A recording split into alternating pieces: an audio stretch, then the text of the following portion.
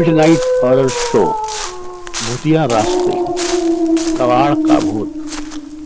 नमस्कार दोस्तों, आइए चलते हैं एक नए भूतिया रास्ते की सैर करने।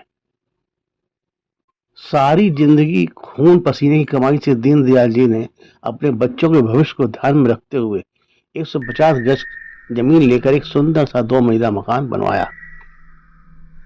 मकान बनने में पूरा 2 साल लग गया। मकान तैयार हुआ तो दीनदयाल जी अपने परिवार सहित उसमें रहने के उद्देश्य से आ बसे। भगवान को न मानने वाले दीनदयाल जी गृह प्रवेश आदि को पाखंड समझते थे। इस कारण बिना किसी पूजा पाठ के सीधे ही अपने परिवार के साथ अपने नए मकान में रहने लगे थे। अब ईश्वर को मानना या ना मानना तो आपकी अपनी श्रद्धा है। कोई ईश्वर तो आपसे यह कहने आएगा नहीं कि तुम मेरी आराधना करो, मेरी पूजा करो। इच्छा हो तो उस परम शक्ति को मानो, ना इच्छा हो तो ना मानो। लेकिन इतना जरूर है कि कोई माने या ना माने, कोई तो है जो इस पूरे संसार को चला रहा है।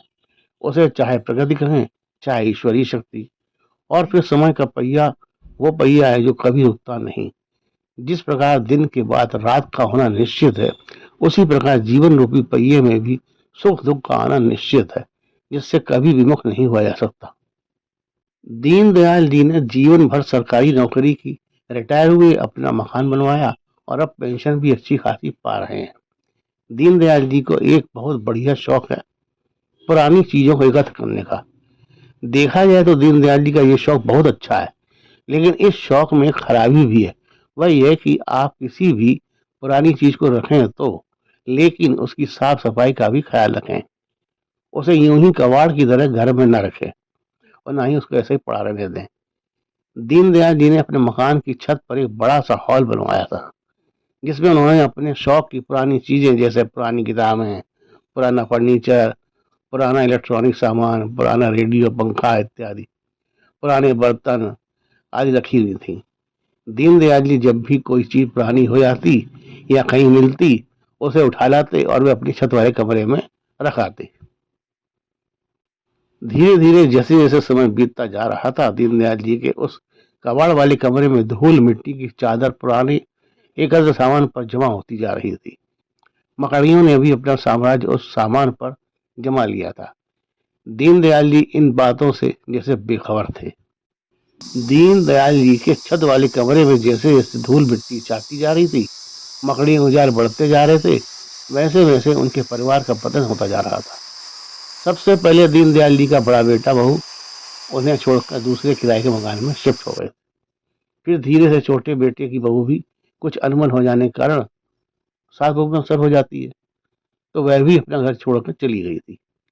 बेटियां तो जन्म से ही पराया धन मानी जाती हैं। सो दीनदयाल जी की दोनों बेटियां तो पहले से ही अपने अपने ससुराल जा चुकी थीं। अब बेचारे दीनदयाल जी और उनकी पत्नी माया देवी और छोटा बेटा जिसकी पत्नी उसे छोड़कर मायके चली गई थी, इतने बड़े घर में अकेले रहते थे। ऑफिस के किसी विवाद के कारण दीनदयाल जी की पेंशन आना भी रुक गई। पेंशन न आने से दीनदयाल जी को घर खर्च चलाना भारी पड़ने लगा था। समझ नहीं आ रहा था कि नए मकान में आने के मात्र 2 साल के भीतर ही ये पतन क्यों हो रहा था।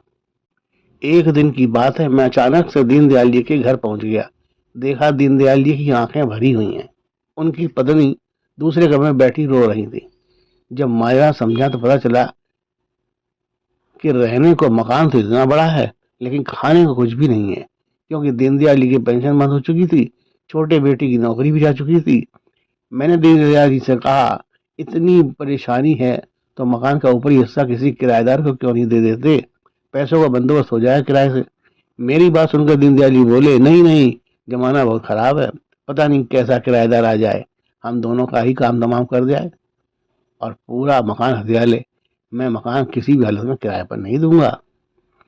दीनदयाल जी बोले, भाई जी, आप ये देखो कि मेरे घर में ऐसा कौन सा भूत घुस आया है जिससे मेरा घर बर्बादी के रास्ते पर चल पड़ा है। बड़े बेटे ने भी साथ छोड़ दिया, छोटे बेटे की नौकरी चली गई। आखिर ये मकान बनवाया किसके लिए था? बेटों के लिए ही ना। मैंने दीनदयाल जी से कहा, आइए चलते हैं, आपके घर को पूरा देखते हैं। हो सकता है कहीं कोई दोष नजर आ जाए जिसकी वजह से ही पतन हो रहा हो। मैं और दीनदयाल जी पूरे मकान का निरीक्षण करते करते ऊपर छत पर पहुंच गए। मैंने छत पर बने कमरे को जैसे ही खोला, ढेर सारे मच्छर, पक्षियां उस कमरे से उड़ते हुए बाहर आने लगे।